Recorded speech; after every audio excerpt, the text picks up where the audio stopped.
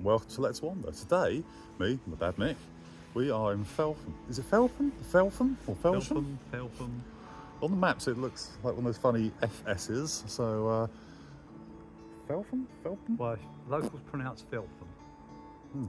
And it is where we're at is the home or the cottage of William Blake, mystic, artist and poet.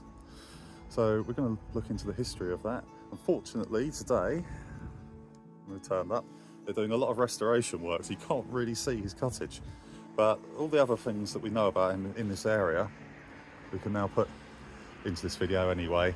I'm sure I've got some pictures somewhere in the archive of it without scaffolding on it. So, with all this being said, let's wander. The cottage is one of only two of the remaining places where Blake lived. He wrote to a friend, Mrs. Anna Flaxman, and said that the bread of sweet thought and the wine of delight feed the village of Felpham by day and by night.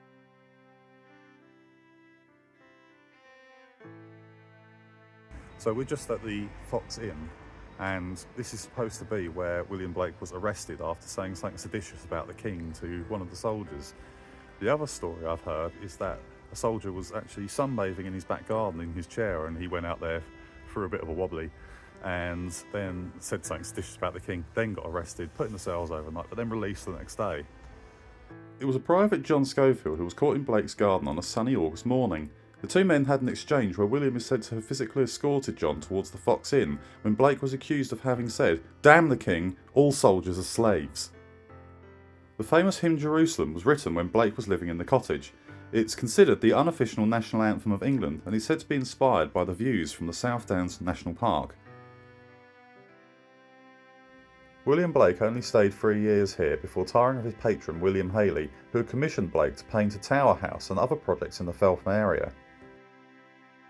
Although he disliked the dark and dirty city of London, he returned there, probably to get away from the alleged crime scene, but also he wrote it was the only place where he could have his dreams and his visions. Just up at the end of the road here is the beach. Okay, so that takes us in with another quick wander. If you liked it, like, share, subscribe, leave a comment. So from me, Chris, and Dad Nick, this was Let's Wander. We'll see you again soon. Bye bye bye.